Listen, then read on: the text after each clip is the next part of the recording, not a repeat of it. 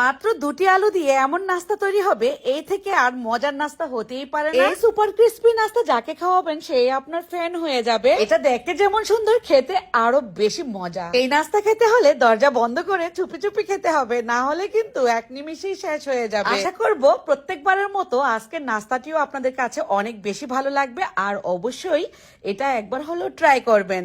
এত বেশি মুচমুচে আর মজাদার, এটা বানানোর পর নিজেরাই বুঝতে পারবেন। তবে আর কথা কেন, চলুন দেখে নেই কিভাবে বানাতে হবে এত মজার নাস্তা। এটা বানিয়ে বাচ্চাদের স্কুলে টিফিনে দিতে পারবেন অনায়াসে।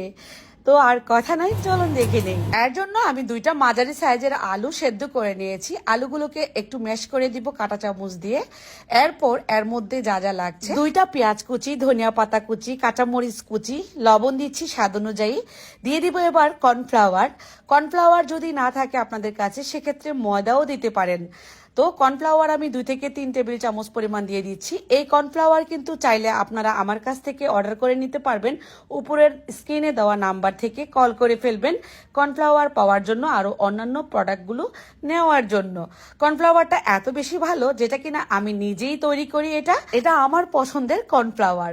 এটা দিয়ে আমি ডো তৈরি করে নিলাম। তারপর অল্প অল্প করে এভাবে করে হাতের মুঠোতে নিয়ে লম্বা করে একটা লেচি করে নিব। খেয়াল করুন, পুরা সসেজের মতো সবগুলো করে নিলাম। তারপর আমি একটু সামান্য ময়দা নিয়ে নিচ্ছি একটা বাটির মধ্যে, সামান্য পানি দিয়ে দিচ্ছি, পাতলা একটা ব্যাটার তৈরি করে নিচ্ছি সিল করার জন্য। আমি দেখিয়ে দিব সম্পূর্ণ রেসিপি কিভাবে আমি তৈরি করে নিলাম। এখানে আমি শীট নিয়ে নিলাম। এই শীটগুলো কিন্তু আমি নিজেই বানিয়েছি।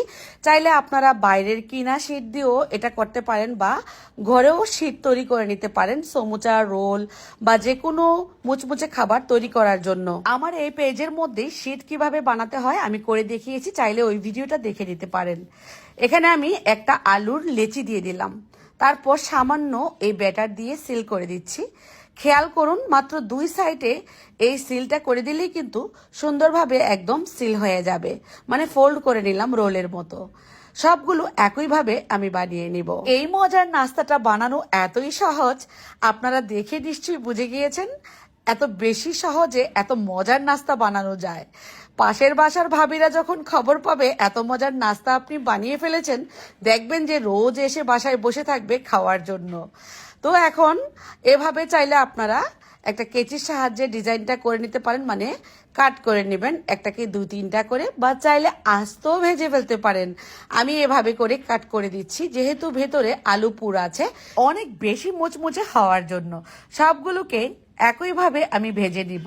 তেলে দেওয়ার পর বেশি সময় লাগবে না, মিডিয়াম টু লো ফ্লেমেই ভাজতে হবে। অল্প হিটে ভাজলে আস্তে আস্তে কালারটা হবে। আপনার ইচ্ছে ব্রাউন কালারও রাখতে পারেন, বা সোনালী বর্ণের করেও ভেজে নিতে পারেন। আমি 2 বেজে ভেজে নিব 2 কালারের। এই তো দেখুন, একটু সোনালী বর্ণের আর হালকা ব্রাউন কালার করে ভেজে নিলাম 2টা পেজ। অনেকগুলো হয়েছে কিন্তু মাত্র 2টি আলু দিয়ে, আর এত বেশি ক্রিস্পি হয়েছে এটা দেখে নিশ্চয়ই বুঝে গিয়েছেন।